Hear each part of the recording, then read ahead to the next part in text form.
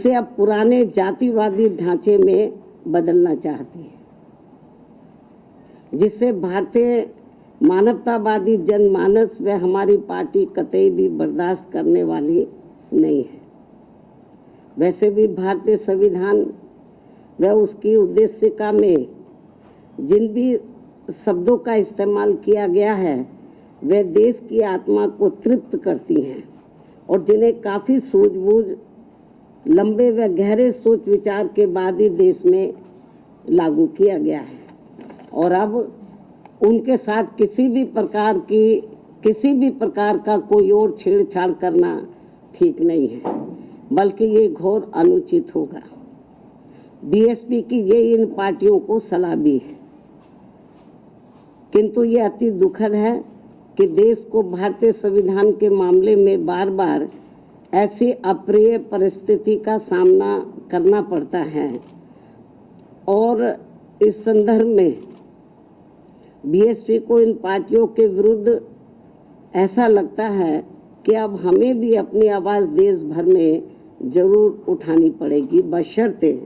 यदि इन्होंने अपने संविधान विरोधी चेहरे को जल्दी नहीं बदला। यदि ऐसे ही इनका सिलसिला चलता रहा तो फिर जो दबे कुचले लोग हैं, इस देश के वीकर सेक्शन के लोग हैं, खास तौर से जिनको भारतीय संविधान के तहत कुछ आगे बढ़ने का मौका मिला है, तो फिर उनको जरूर आगे आना होगा। इसके अलावा यहाँ मैं ये भी कहना चाहूँगी कि देश के कई राज्यों में आए दिन भाषा के नाम पर की जा रही राजनीति भी कोई ठीक नहीं है, जबकि संविधान की मूल भावना के अनुसार सभी भाषाओं को सम्मान देना जरूरी है।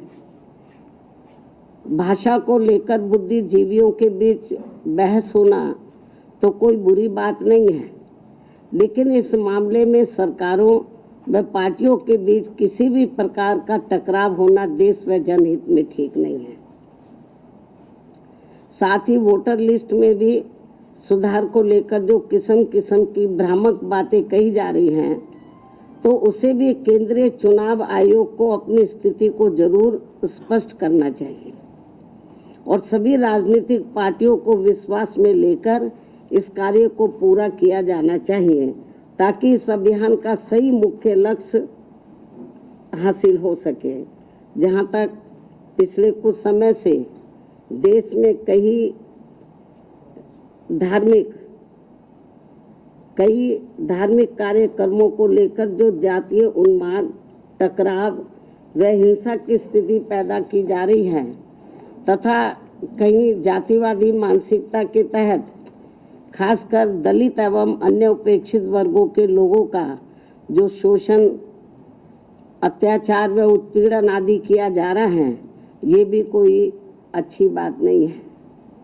बल्कि अपने राजनीतिक स्वार्थ की पूर्ति के लिए आपसी भाईचारा बिगाड़ने वाली वास्तव में संविधान की सही मंशा के विरुद्ध ये कार्य होगा, तो इसे लोग बर्दाश्त नहीं करेंगे, जिससे सभी को बचना चाहिए।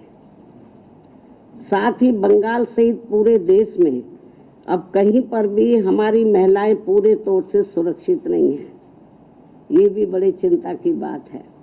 इस मामले में भी केंद्र व सभी राज्य सरकारों को जरूर ध्यान देना चाहिए। इसके साथ साथ देश में बीच बीच में हो रही आतंकवादी गतिविधियों को भी रोकने के लिए